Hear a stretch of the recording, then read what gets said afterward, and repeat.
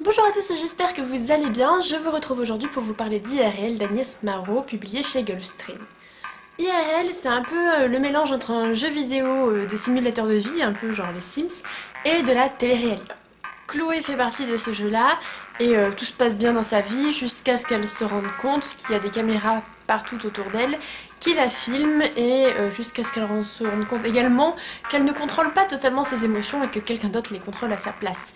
Elle va se rendre compte qu'elle fait partie d'un grand jeu télévisé à son insu, filmé à son insu, et elle va tout tenter pour libérer se libérer et libérer ses proches. C'est vraiment un roman hyper addictif. En fait, dès qu'on le commence, on peut difficilement s'arrêter, les pages nous défilent sous les yeux. Y a une narration qui s'alterne qui peut être un peu dérangeante au début, où il nous faut du temps pour s'habituer. J'aurais aimé également voir plus de Play Your Life, c'est-à-dire le monde de Chloé avant que tout s'enchaîne très très vite, mais c'est quand même un très très bon livre et qu'on a du mal à lâcher.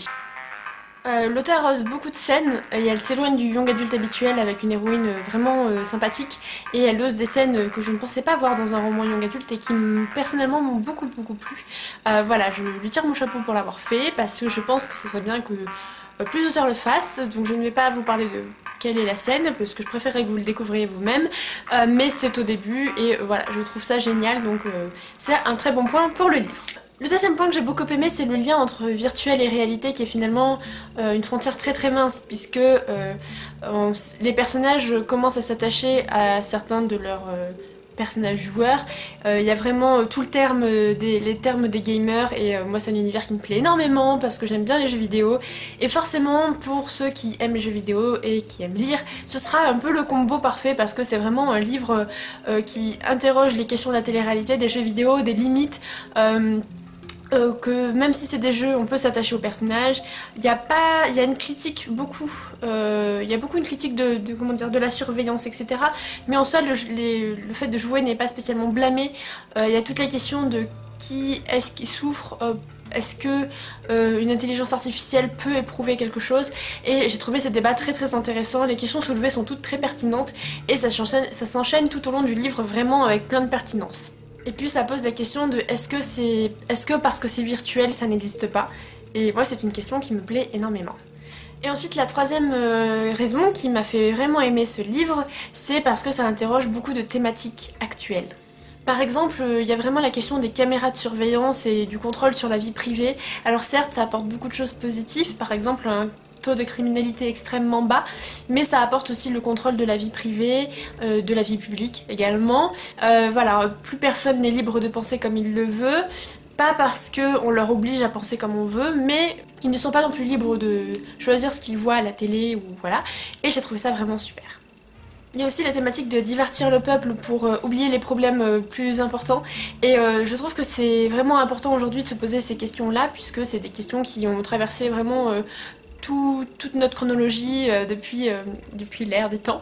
Voilà, donc ça c'est vraiment intéressant, le point de vue de la télé-réalité, des jeux, d'où est la frontière entre le voyeurisme et juste le divertissement. C'est vraiment très intéressant et c'est très bien abordé encore une fois.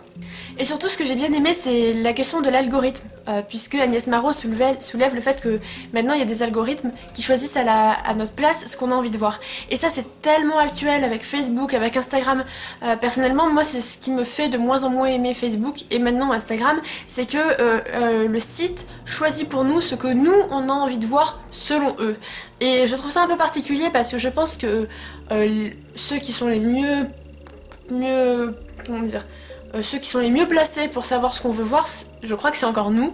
Et ça vraiment, ça me semble important de soulever qu'on n'est plus libre forcément de voir ce qu'on a envie de voir sur internet, et qu'on nous influe énormément, que ce soit dans les suggestions YouTube, que ce soit sur Facebook, que ce soit sur Instagram, que ce soit dans les publicités. On est énormément influencé parce qu'on est contrôlé, et je pense que ça aussi ça soulève énormément de questions.